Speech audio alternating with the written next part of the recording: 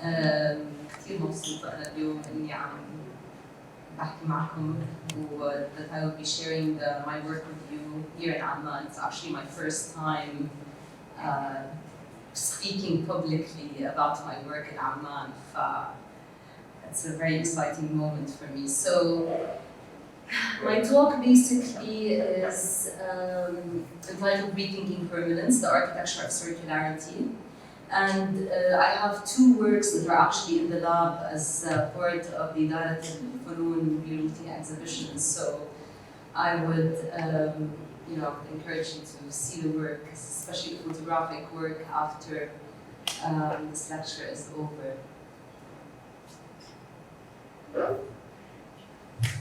So I want to start my talk today with a quote I recently came across from Pritzker laureate Wang Shu.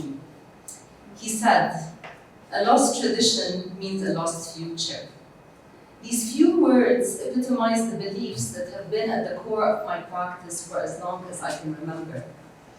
More than that, they touch on the idea of circularity that has become the leading principle in setting out the methodology for my architectural practice. The circularity that I speak of is an approach and attitude towards cultural contexts that are constantly evolving across time and space, affecting society, the economy, and the environment. If we look at Jordan, for example, it has long been a crossroad for different civilizations and remains to this day a sought-after point of convergence for people from all walks of life. Its demographic and physical landscape is constantly changing, and it is still coming to terms with political responsibility, social change, and the effects of regional conflict.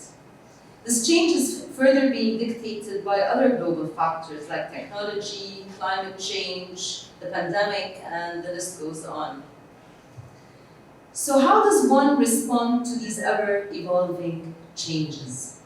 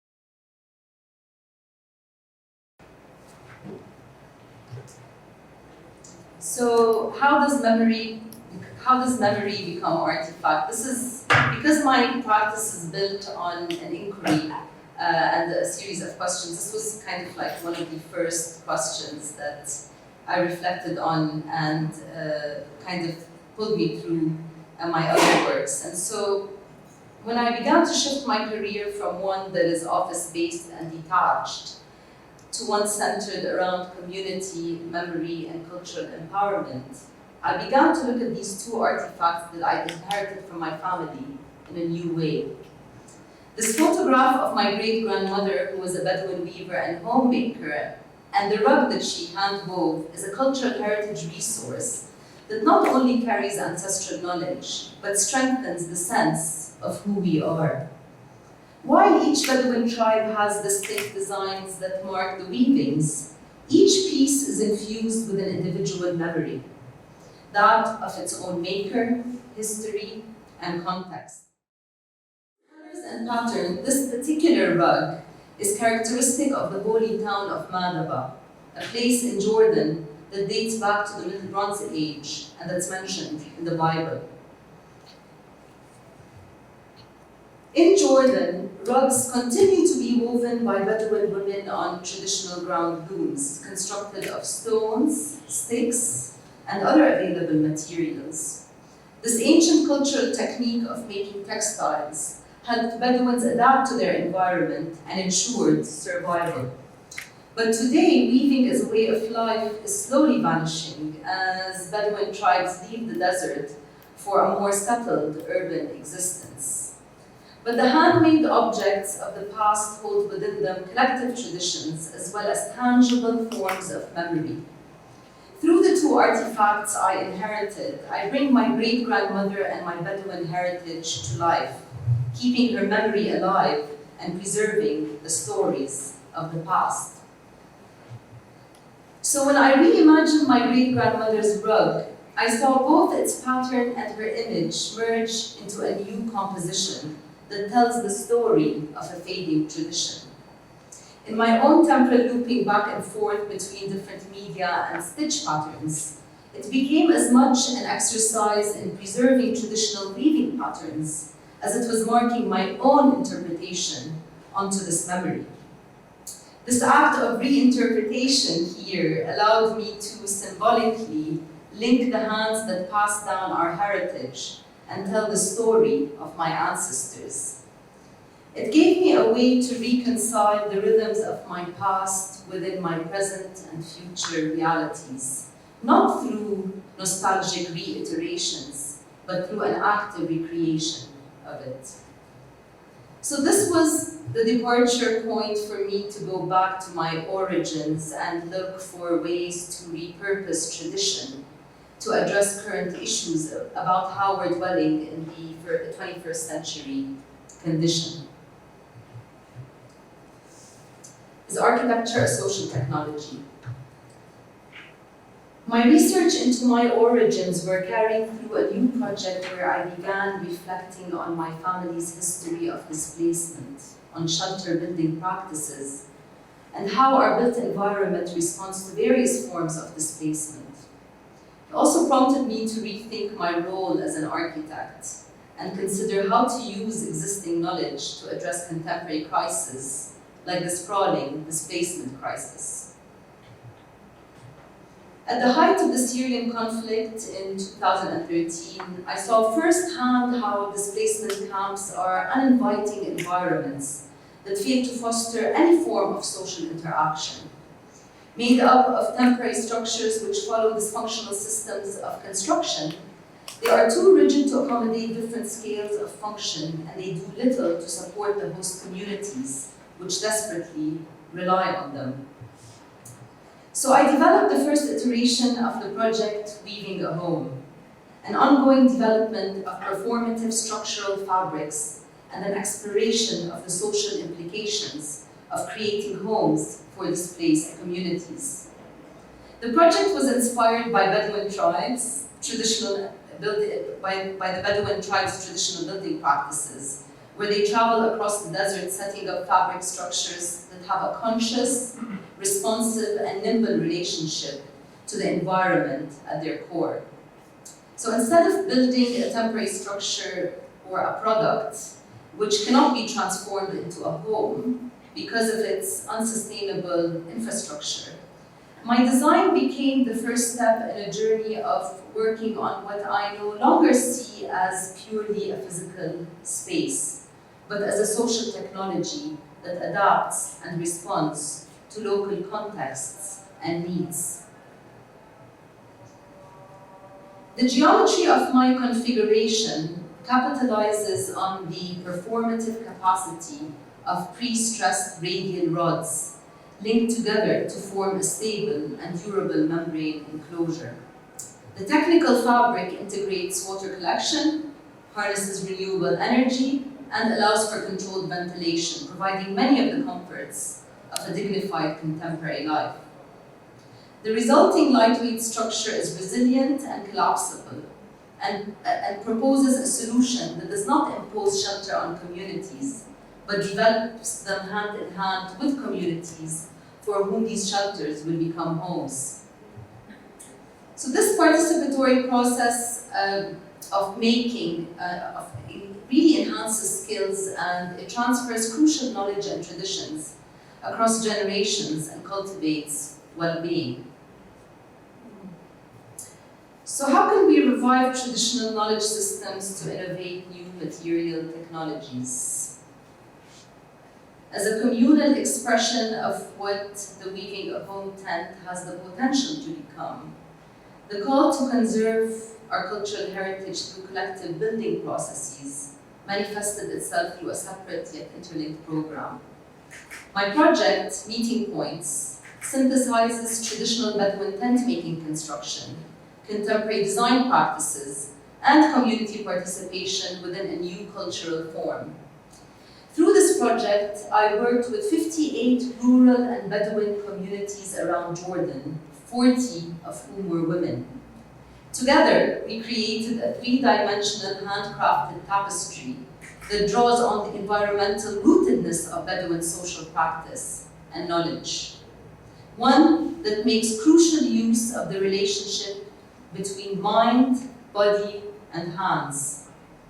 This kind of purposeful, iterative social design process that originates in indigenous cultures offers a powerful parallel to contemporary shifts towards collaborative creation.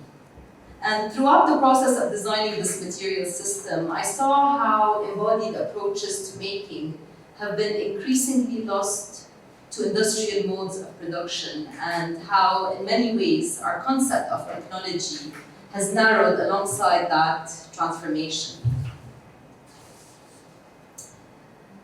The central vision for this project was really to rediscover processes of handmaking as a way of thinking through material in the digital age, and to reposition the process itself as a central aspect of building.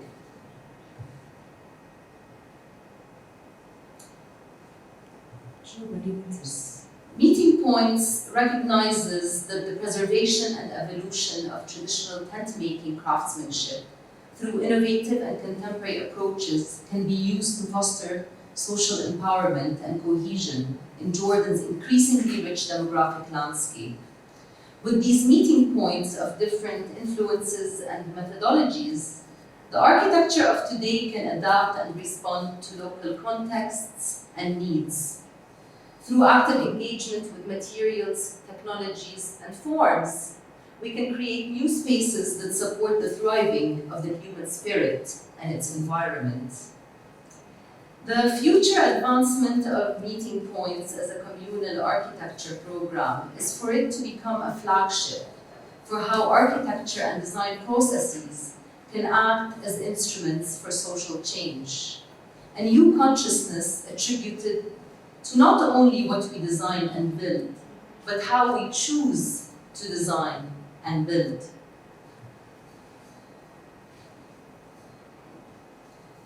These were just different moments captured during the development and the construction of the material system.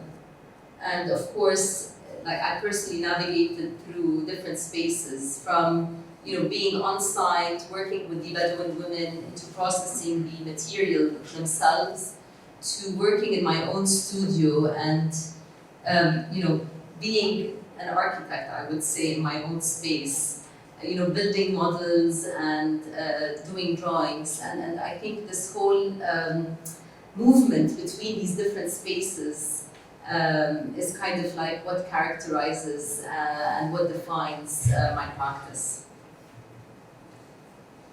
Can nature and industry coexist? The poetry of the Bedouin tent's construction pushed me to see my weaving a home tent as a creative building process that has the potential to advance new knowledge to pre-existing solutions developed by previous generations, placing itself within a continuum of tradition. The dome represents a continuity in the evolution of placemaking that is not linear, but rather circular, rooted in the present, but watered, fed, and nurtured by its past. In its present configuration, developed in cooperation with a renowned London-based engineering firm named Atelier 1, the project has evolved into a feasible structural realization and an innovative prototype design ready for production. This is, these are some of the drawings technical drawings that we actually developed for creating the prototype and for the final iteration. And this is one of the first prototypes that we built in 2015, and it's a quarter of the entire dome. And of course, this was literally built in a fabric factory. So this is just considered to be one iteration out of many that came after that. So at this stage, the future advancement of this holistic project is reliant on the manufacture of a full-scale prototype of the design, and my objective today is to really bring back the research that I've conducted on Bedouin tent-making craftsmanship and the material that have been used back into the process of building the tent.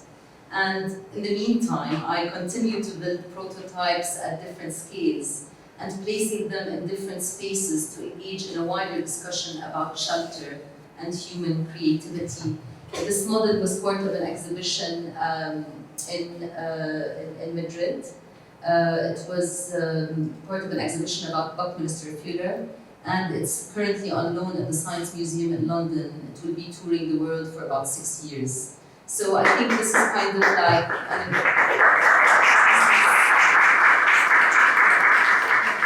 this is just one form of engaging in, I think, in cultural production and in the larger discourses about what's happening in the world, and talking about what shelter is, what a home is. And I feel like these are really great opportunities to engage and to be part of this global discussion. How can cultural heritage remain relevant within a globalized society?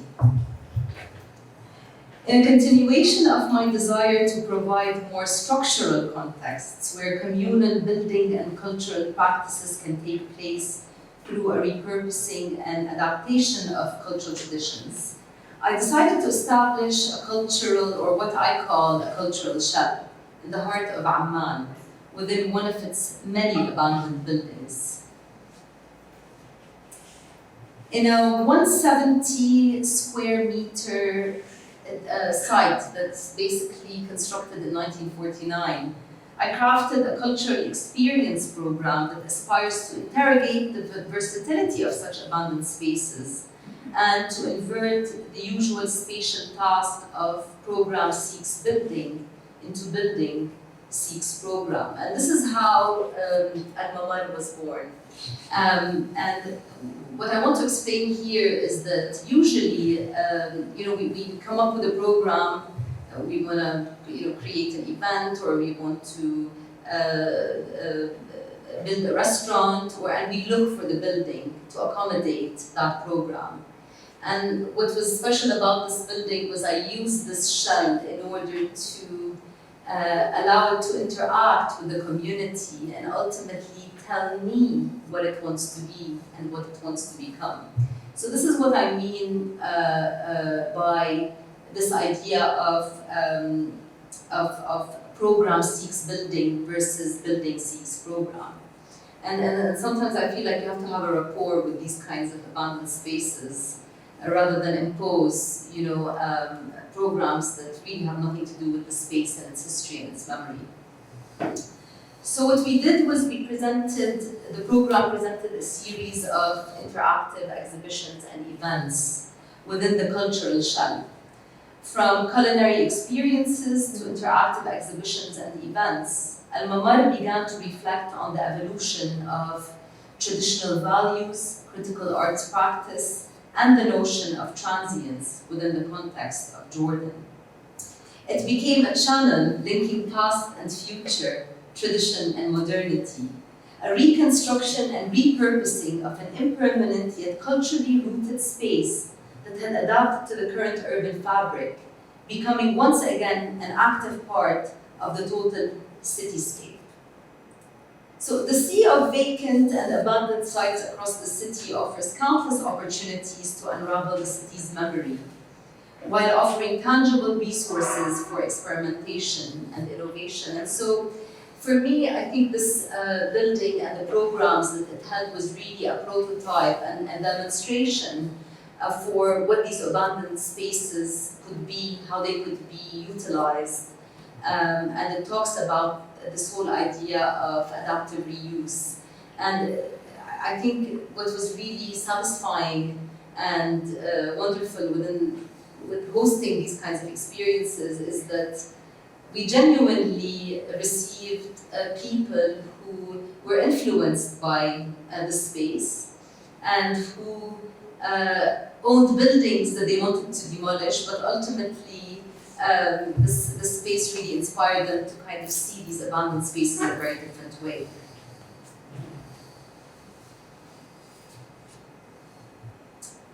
How is modernity affecting the way we live and interact with the natural world? Another method I chose for preserving cultural heritage was creating an archival documentary video called Matters of Time. The piece looks at traditional building practices and the effects of industrial development on Jordan's Badia. The film also spotlights the collaborative quality of the Bedouin tent and its ingenious matriarchal architecture, often disregarded within the contemporary design canon in Jordan, and instead marginalized as architectures without architecture. So this was, what you saw in the film basically was a juxtaposition between the men building these eco-lodges out of concrete blocks and the women making the Beit al-Sha'ar, which is the house of hair. And actually, it's a very complicated, it's a simple process, but it's definitely not something that anyone can practice. It's a way that has been passed on from generation to generation. And it all starts with the cutting of the goat's hair. And then there's this entire process where they have to wash it, where they have to beat it in order to remove all of the impurities. And then they twist it, and after they twist it, they spin it, and after they spin it, they wind it into like yarn balls, and it's a really lengthy process, which is really fascinating. I think for me the most fascinating aspect of that whole process was that it was the women who were the architects of Beit al-Sha'ar. Not only did they make those homes, but they erected them and they dismantled them.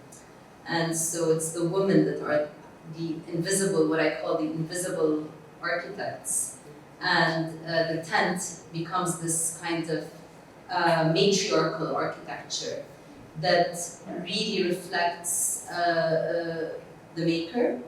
But also another fascinating aspect about Beit al-Sha'ar is that the tent is actually a manifestation of a woman's body, in that the woman uses her body as a measuring device. So, for example, the width of the cloth is measured with the hands. The length of the cloth. If you ask any Bedouin women, like there are different types of tent typologies. For example, you have the 3-bedroom, the 4-bedroom, the 5-bedroom. It's not a bedroom, it's like a space. We'll say المثولة, المربع, المخومس, المسودس, and it goes on. And the way they measure the length of the yarn on the ground loom is through their head. So if you go to any woman and you ask her, for example, how many heads, أكمل راس المثولة, how many heads is a 3-room tent? One would say 35, another would say 37, but it would always roam around that number. So I think for me that was extremely fascinating, just the fact that the tent is actually a real physical manifestation of a woman's body. And so in a way the body is the shelter, and the shelter kind of houses the body. So let's move on to, oops, this one through the beginning.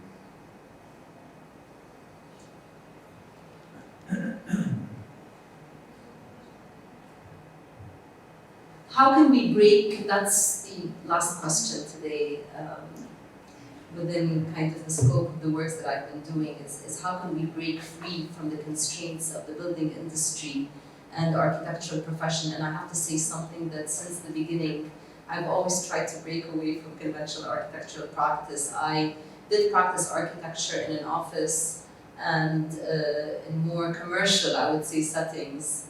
But I didn't feel like this is where I was made to be. And that really helped me form a lot of my views about architecture and how I operate within my practice.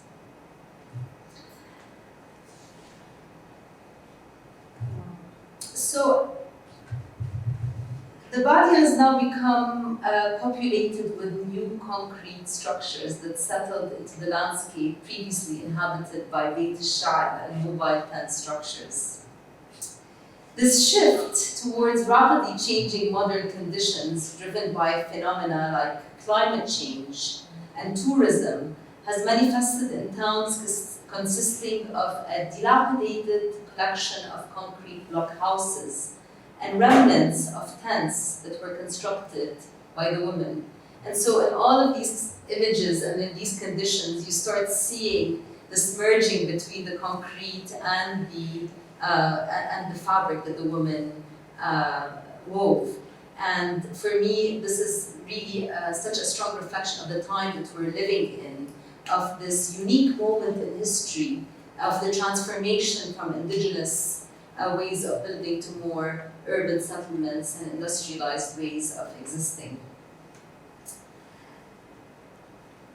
So most essential, for me, however, is the underlying reference of the ravaging effects of the colonial project and its most damning narrative, that of the colonizer versus the native, and the slow yet unyielding erasure of the Bedouin way of life and practice. As I was filming my video piece, I instinctually began collecting found material objects that were used for building. Some of the objects were preserved as heirlooms, while others were discarded as waste by the men builders. And these are just examples of some of those objects that I created from both conditions. The first is a shababa, where a woman I met reappropriated the steel rod into a flute. Again, we're talking about the dichotomy between industrial material, but something that actually in the end produces something quite beautiful, like becomes a musical instrument. What they call it duhrujja. Duhrujja is the ball, and basically, women spend an awful lot of time winding balls of yarn. Winding balls in courses is a particular skill that is part of a global textile tradition, and the knowledge necessary to be an independent weaver. It does not rely on an array of complex tools apart from one's body to manage the yarn. And the last object is called the المحتة. المحتة is actually taken from a goat's, it's a gazelle's horn, and it is used as a tensioning device while the women are weaving the fabric through the warp. And I mean, it's very rare for one to find this type of object unless, you know, a woman has inherited that from her ancestors, from her mother, from her grandmother. This is on the other end, the second condition, which is, you know, Lafarge tablet that I found on site. And I found it quite ironic as a, you know, as a name, tablet. And it's basically like multi-purpose construction cement used to make concrete. And as we all know, concrete accounts for 8% of global greenhouse emissions. After water, concrete is the most widely used substance on the planet, but the benefits mask enormous degrees dangerous to the planet, to human health, and to culture itself. And of course, plastic, we know what the effects of plastic are, and then construction, work gloves. So here again, there's this detachment between, you know, the hands and the material that is being used. And of course, industrial materials in a way require you to protect your hands while working with these materials.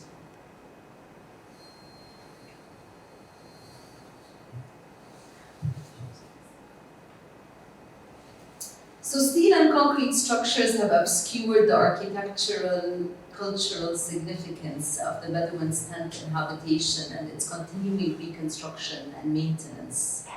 The abandonment of traditional construction materials has not only led to the marginalization of women, tent making and artisanal building practices, but has affected both the environment and the socioeconomic conditions of local Bedouin communities. A photographic series documenting the objects found in the desert and symbolizing the changes occurring in the Badia. This project was entitled Thabit, Building for Future Generations, which was actually the motto for El Manasir cement. And it uncovers the hidden stories underneath this destruction. The series juxtaposes the industrial waste of our modern times with the objects representing the culture of maintenance embedded in Bedouin building practices. And in the film, you saw a kind of like a juxtaposition between the men building the concrete and the women weaving the homes. But in this series, for me, I think what was important was to actually merge the materials into this one composition as a new way to think about this idea of how can nature and industry coexist? Can they coexist?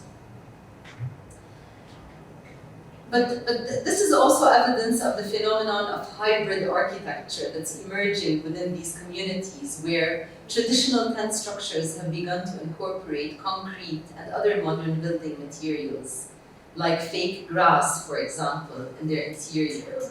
So again, it's quite, you know, it's been quite fascinating for me to be in those spaces, which basically reflect the condition that we're in, and that merge both nature and industry. So, you know, you have the fake grass, but you also have the coat or the fur of the sheep. You have the man sitting holding his mobile phone, and again, you know, you have different ways of connecting the fabric with the kind of hard concrete structures. The traditional iteration of the Bedouin tent has often been seen as impermanent. So when we talk about the Bedouin tent, we think about it as being something that's impermanent. But for the Bedouins, impermanence is the only permanence.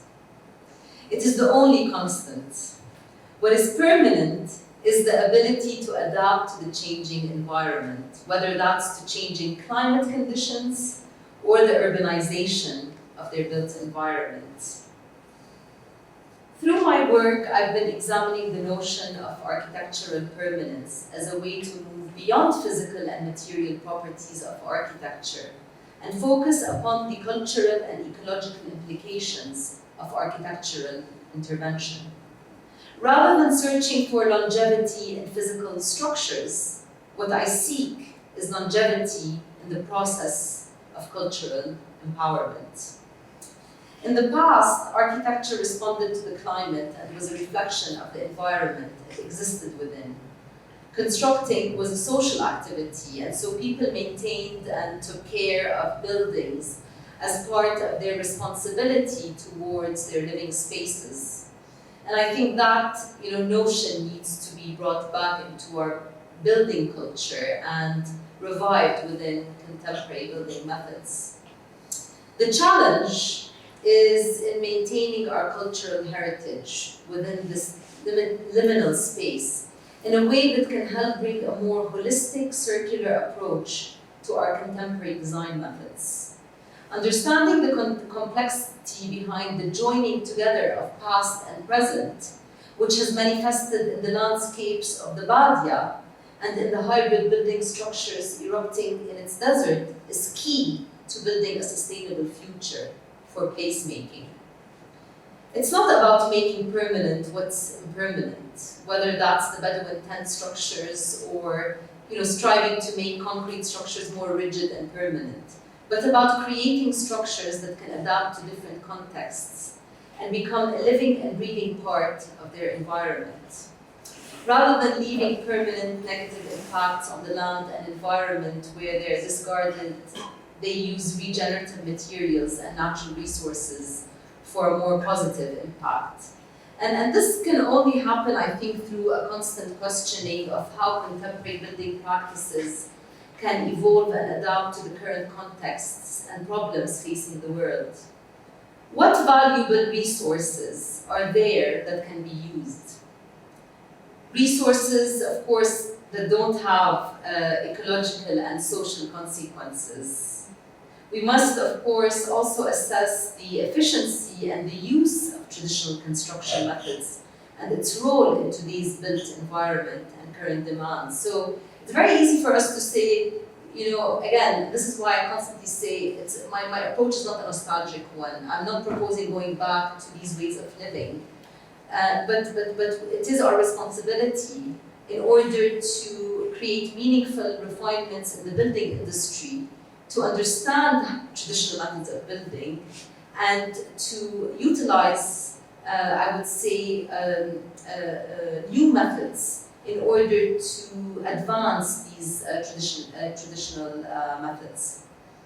So can the standardization of construction help improve standards of informal architecture?